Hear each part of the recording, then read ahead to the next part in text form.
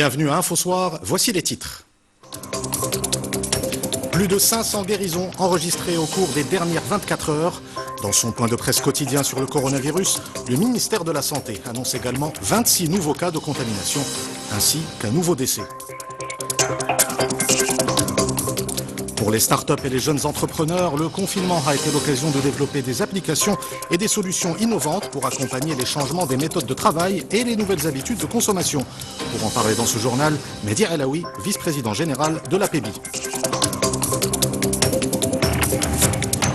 Manifestations, pillages, couvre-feu, la situation reste tendue aux États-Unis depuis le début des rassemblements contre le racisme et les violences policières. Le président américain Donald Trump hausse le ton et menace de déployer l'armée. Et à la fin de ce journal, vous découvrirez l'initiative d'un artiste peintre de la ville de Fès. Il redonne des couleurs aux façades et aux chaussées de son quartier. Une contribution au bien-être collectif des riverains. Madame, Monsieur, bonsoir. 517 nouvelles guérisons en 24 heures. C'est ce qu'annonce le ministère de la Santé dans son point de presse quotidien sur le coronavirus. Le ministère précise également que 33 nouveaux cas de contamination sont enregistrés, ainsi qu'un nouveau décès. Plus de détails avec Rita Saha. 517 rémissions en 24 heures, un chiffre très encourageant. C'est également le record du nombre de guérisons enregistrées depuis le début de cette épidémie. Lors de ce point de presse quotidien, le coordonnateur du Centre national des opérations d'urgence de santé publique au ministère de la Santé a annoncé un total de 6410 patients guéris du Covid-19 dans le royaume. Le taux de rémission dépasse les 80%. Il s'établit à 81,5%. Ces 2 derniers jours, nous avons enregistré une hausse du nombre de rémissions, ce qui peut s'expliquer par le dépistage précoce des malades et l'application rapide du traitement dès le diagnostic.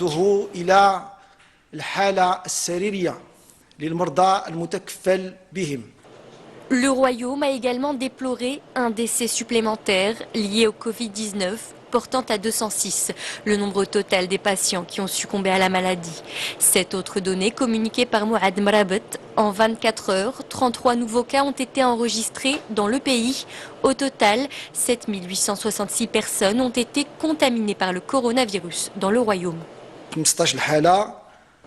Parmi les 33 nouveaux cas, 15 ont été enregistrés dans la région de Casablanca-Stade, 13 dans le Grand Casablanca, 1 à Barchid et 1 dans la province de Stade. 10 cas ont été enregistrés dans la ville de Marrakech, 3 cas à Tanger, 1 à L'Areish et 1 à Tétouan. 2 cas ont été enregistrés à Rabat et 1 dans la région de Gelmi Ouadnoun, plus précisément à Bouizakern. Depuis le début de la pandémie, plus de 226 000 cas ont été exclus suite aux analyses effectuées en laboratoire. Quant à la répartition géographique des personnes contaminées, pas de changement à signaler. Casablanca-Stade reste la région la plus touchée, avec près de 34% des cas, suivi de Marrakech-Safi, Tanger-Tétouan el-Husseima, Fès-Meknès, Rabat-Salé-Kenitra et Darat-Filelt. Parmi les nouvelles contaminations de ces derniers jours figurent des cas recensés à Sidi Ben Nour. 8 cas ont été enregistrés dans cette ville. Le point sur la situation épidémiologique à Sidi Ben Nour dans ce reportage de Hassan Lohmadi et Erdogan Bouarouk. Le récit est de Rita Saha. Depuis plusieurs jours, l'atmosphère est quelque peu agitée dans ce service de l'hôpital provincial de Sidi Ben Nour. Et pour cause, les équipes médicales de l'établissement de santé viennent d'accueillir leur premier cas de Covid-19. Un Casablancais arrivé sans autorisation de la capitale économique la veille de l'Aïd el-Fitr, ainsi que sa mère contaminée par ce dernier. Les cas contacts ont été isolés, qu'il s'agisse des voisins ou de la famille. D'ailleurs, rien que dans le milieu familial, on compte 21 personnes. Elles ont été placées dans une structure d'accueil. Nous surveillons les cas suspects, on leur fait des prélèvements et si les résultats sont négatifs, on les laisse partir. Sinon, ils sont hospitalisés ici dans le service. Les analyses ont permis de détecter 6 cas supplémentaires de Covid-19, des malades actuellement pris en charge à l'hôpital provincial d'El Jadida. Au total, 8 personnes ont été testées positives au virus à Sidi Ben Nour, dont le patient casablancais. Découvert clandestinement chez sa famille par les autorités, le vendeur de poissons de la zone industrielle de Sidi Bernossi présentait les symptômes du nouveau coronavirus, notamment de la fièvre. Au début, il ne voulait pas aller faire de prélèvement, puis on l'a convaincu. Il tentait de diminuer la fièvre avec des plantes. Lorsqu'on l'a emmené à l'hôpital, le test s'est avéré positif. En près de 3 mois, la province de Sidi Ben Nour n'avait enregistré aucun cas. Aujourd'hui, face à une attitude jugée inconsciente, plusieurs personnes sont contraintes de faire face à la maladie. Aux alentours des grandes villes, le risque de propagation du virus est d'ailleurs toujours présent. Les citoyens sont appelés à poursuivre leurs efforts en respectant les gestes barrières ainsi que l'ensemble des mesures mises en place pour éradiquer le nouveau coronavirus. Et à travers le pays, le renforcement du dispositif de dépistage dans les hôpitaux permet d'augmenter le nombre de tests quotidiens. C'est le cas notamment à Bni Mellal. Depuis près de 3 semaines, le laboratoire du centre hospitalier régional effectue jusqu'à 400 tests par jour. Reportage d'Hassan Houban et Adil Bouskri, le récit est de Samia Harissi. De retour chez lui dans la région de Bni Mellal, après une mission professionnelle à Midelt, ce jeune homme a tenu à se soumettre pour plus de sécurité à un test de dépistage du Covid-19. Dans ce centre de consultation, les prélèvements sont directement envoyés au laboratoire. Le délai d'attente des résultats s'est de ce fait considérablement réduit. C'est une bonne expérience, ça permet de se rassurer. L'accès est très facile, l'accueil est professionnel, le centre est très propre, il n'y a aucune inquiétude à avoir. Nous procédons au prélèvement ici et nous les envoyons au laboratoire qui se trouve en face du centre, à 2 pas. Les résultats sortent au bout de 8-10 heures maximum. Des tests virologiques du coronavirus au PCR qui se basent sur la reproduction de l'ADN et dont les résultats sont obtenus en quelques heures. Une évolution notable par rapport aux tests pratiqués au début de la pandémie. Au tout début de la pandémie, nous ne testions que les cas contacts positifs. À Bni Mellal, par exemple, nous ne dépassions pas les 30-40 cas suspects. Alors que dernièrement, depuis l'ouverture du laboratoire d'analyse biologique du centre hospitalier régional, nous arrivons à tester entre 300 et 400 personnes par jour.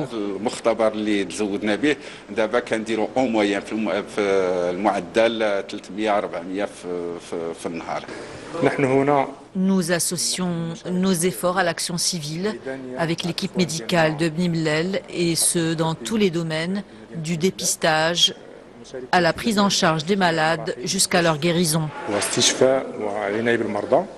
Comme à Bni Mellal, le nombre de tests quotidiens du coronavirus sur l'ensemble du territoire s'est accéléré.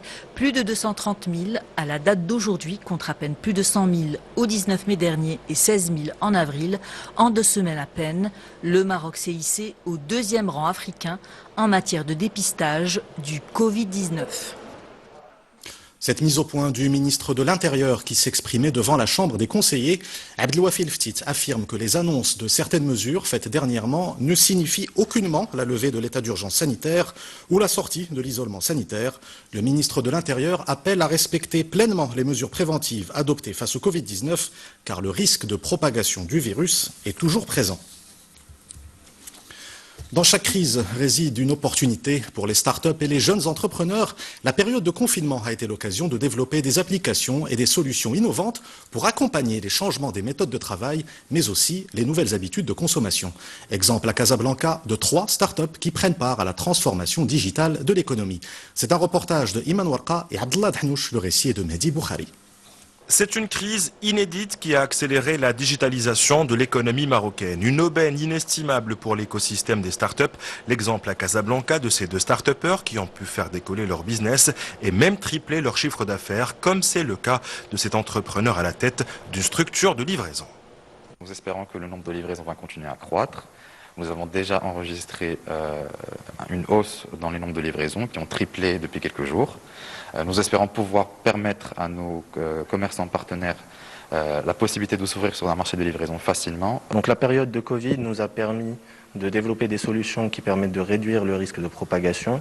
Donc nous avons travaillé avec des banques pour ouvrir des comptes bancaires en full digital, des établissements de paiement pour souscrire aux wallets, des assureurs pour la souscription aux assurances auto, et ainsi de suite. Cette période de confinement a connu aussi un engouement certain pour la télémédecine. Un filon saisi par cet entrepreneur qui a lancé une plateforme spécialisée avec un annuaire de 500 médecins des professionnels qui ont réalisé plus de 2000 consultations en ligne au cours des dernières semaines.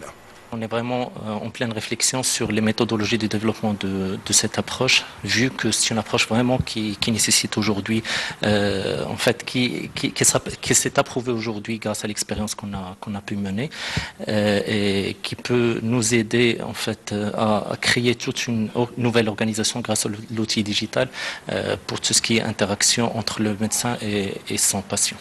Une chose est sûre, cette conjoncture particulière a libéré le potentiel de créativité des jeunes entrepreneurs marocains, des start-upers qui ont aussi profité du boom de l'e-commerce au Maroc qui a connu une croissance de 60% au cours des 5 dernières semaines.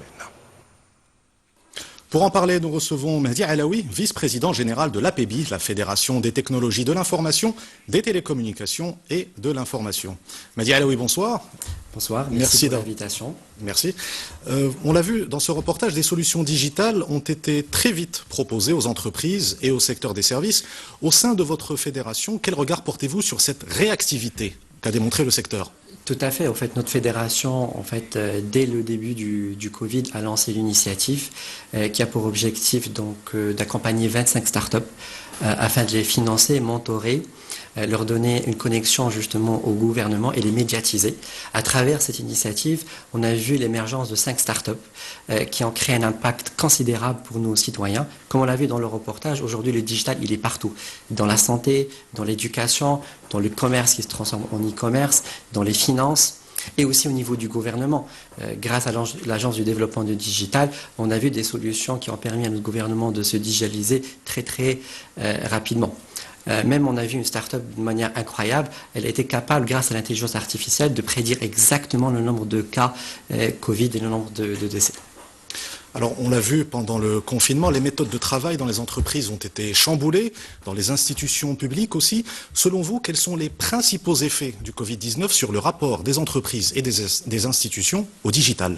Alors peut-être avant de répondre à cette question, je voudrais revenir sur cette capacité qui a été construite par notre pays et par nos jeunes. Aujourd'hui, on a un réseau de plus de 1000 jeunes start-up innovantes, plus de 50 incubateurs qui ont travaillé très dur pendant ce confinement à titre gracieux, malgré qu'ils ont vu leur carnet de commandes gelé, voire annulé, ils ont été solidaires pour pouvoir sauver des vies. Cet acquis, on devrait en fait le développer, on devrait le préserver à travers des subventions, non pas par la dette. Et aussi, on a les différentes charges dont les startups font face, telles que les loyers. Maintenant, je vais peut-être revenir à votre deuxième question. Effectivement, cette crise sanitaire a été l'élément déclencheur. Au niveau de notre fédération, ça fait 30 ans qu'on n'arrête pas de marteler de l'importance de l'économie numérique. Il a fallu attendre le Covid pour qu'on déclenche et pour qu'on voit une vraie transformation. Cette transformation, on l'a vu, incroyable dans tous les domaines et a pu faire passer justement le Maroc du 1.0 au 5.0 en quelques semaines. Même aujourd'hui, on a vu un service incroyable, les mariages en ligne sont disponibles au Maroc, chose qu'on n'a pas vue dans d'autres pays. Alors réellement, ce qu'on a gagné, ce n'est pas forcément ce nombre de plateformes digitales, mais tout au contraire. En fait, ce qu'on a gagné, c'est une prise de conscience. Cette prise de conscience au niveau public, privé, au niveau du citoyen, va permettre de renouveler les modèles de pensée et permettre de créer un point de départ pour notre nouveau modèle de développement. Donc vous pensez que nous ne sommes pas face à un phénomène éphémère lié à la crise du Covid-19, mais que c'est peut-être le début d'une dynamique durable ? Bien évidemment, l'économie numérique n'est pas un effet de mode. Ce n'est pas un luxe, c'est une nécessité. Aujourd'hui, nos entreprises essayent de survivre. Nos entreprises ont besoin en fait d'être plus productives et du coup plus compétitifs vis-à-vis au niveau régional et au niveau mondial. Et l'économie numérique le permet. L'industrie 4.0, c'est l'élément qui va permettre d'avoir cette concurrence. Alors, au niveau de notre fédération, on est en train donc de préparer une liste de solutions digitales qui sera au service de l'ensemble des autres fédérations afin de se digitaliser via la CGM. Et on est très motivés pour présenter ces solutions au comité de veille économique afin de stimuler la relance économique via le digital et trouver ensemble des solutions qui vont permettre le financement de la digitalisation de nos PME-PMI. Madi Alaoui, merci d'avoir répondu à notre invitation. Je rappelle que vous êtes vice-président général de l'APEBI. C'est un plaisir. Direction à présent les États-Unis. Les manifestations se poursuivent pour dénoncer le racisme et les violences policières, mais des pillages sont constatés dans plusieurs grandes villes. Le président américain Donald Trump hausse le ton et menace de déployer l'armée. Mamadou Diaye. Pharmacies, boutiques, restaurants, ils sont nombreux les commerces à avoir subi la colère des manifestants au centre de New York. Dans une récente déclaration, le président américain condamne la mort de George Floyd, mais se dit déterminé à faire respecter la loi.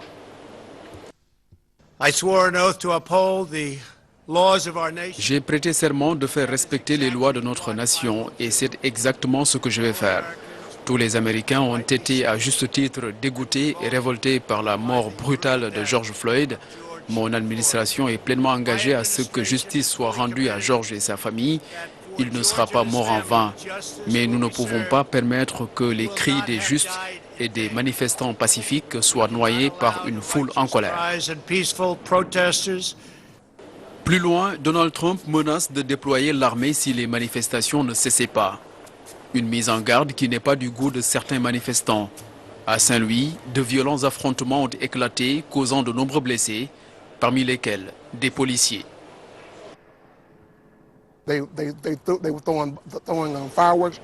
Ils lançaient des feux d'artifice aux officiers et des explosifs.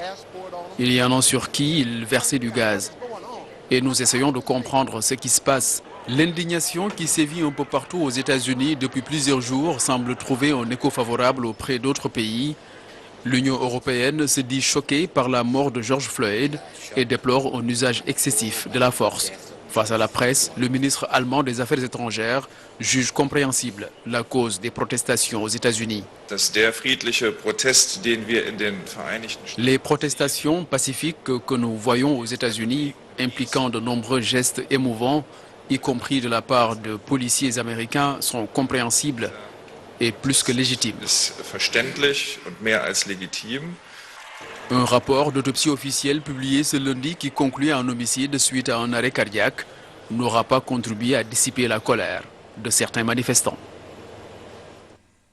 Retour au Maroc, où les parents s'adaptent à la période de confinement pour occuper leurs enfants. Certains privilégient les jeux éducatifs pour leur progéniture, pour lui éviter l'addiction aux smartphones et autres tablettes. C'est un reportage à Casablanca de Salim Abnabo et Soumia Dohaimi.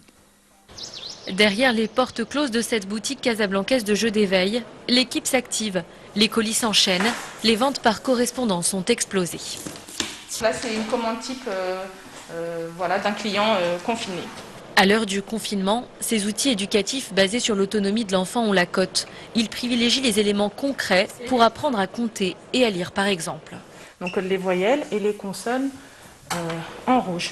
En temps normal axé sur les écoles, la direction s'est concentrée sur la livraison dans tout le Maroc auprès des particuliers. Les commandes ont été multipliées par 3. On s'est redirigé vers les particuliers un peu plus. Pourquoi? Parce que déjà, il fallait garantir notre activité. Il fallait garantir aussi nos salariés. Ce qui nous a agréablement surpris, c'est qu'on a vu des parents qui commençaient à acheter de plus en plus du matériel éducatif pour assurer la continuité pédagogique de leur enfant et également d'occuper leur enfant confiné à la maison. La livraison est expédiée en moins de 48 heures, à bonne distance. Première cliente, cette maman de 2 enfants âgés de 7 et 9 ans.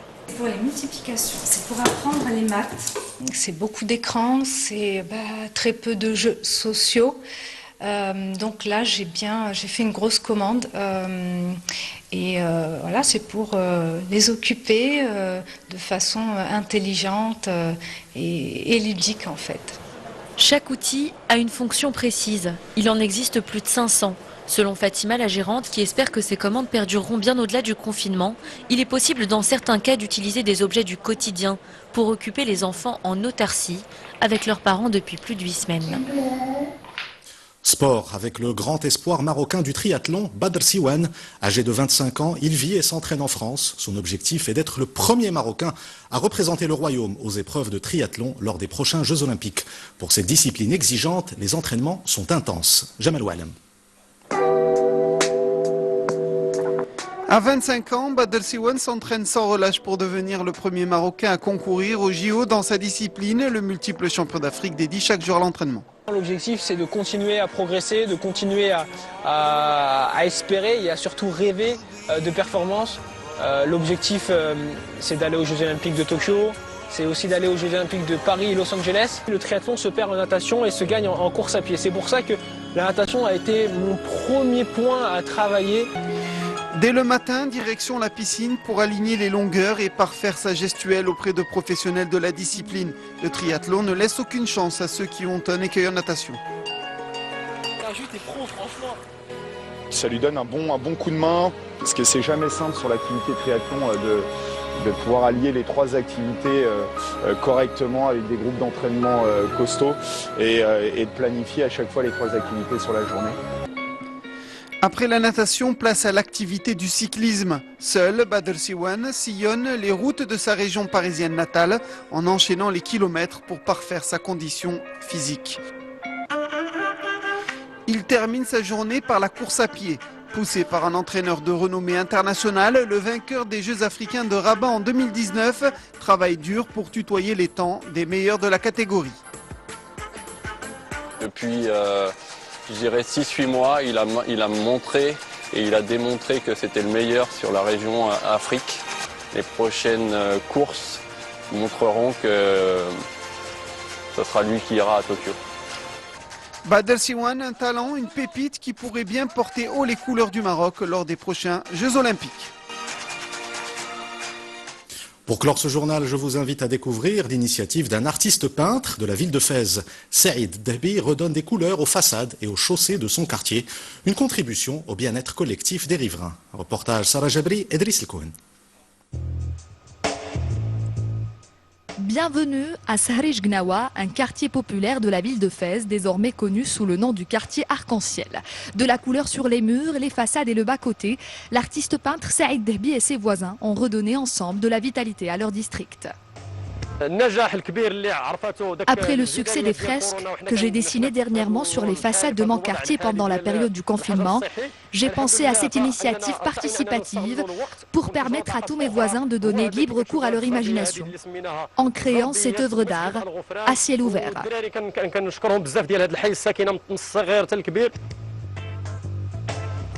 Des riverains, petits et grands, qui se sont joints volontiers à l'action.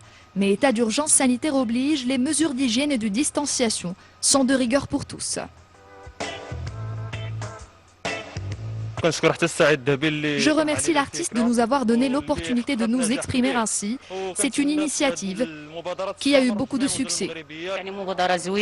C'est une excellente initiative qui devrait sans doute encourager les autres quartiers à faire pareil. Les riverains se sont réellement investis et ont donné de leur temps et de leur argent.